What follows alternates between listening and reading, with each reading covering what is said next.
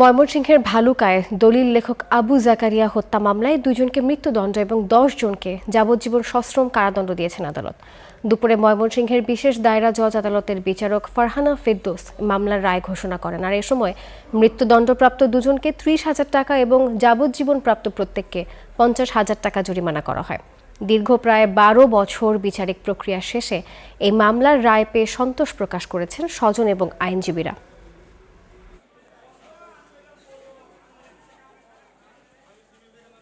আজকের এই রায়ে আমরা 18 জন সাক্ষী সাক্ষ্য গ্রহণ করি এবং এই পরবর্তীতে এই সাক্ষীদের জেরা জবানবন্দি পোস্টমর্টম রিপোর্ট সমস্ত কিছু বিশ্লেষণ করে বিজ্ঞ আদালত এই আসামিদের মধ্যে থেকে মাসুদ মিয়া এবং ফরিদ খলিফাকে মৃত্যুদণ্ড এবং বাকি 10 জনকে যাবজ্জীবন কারাদণ্ড দণ্ডিত করেন।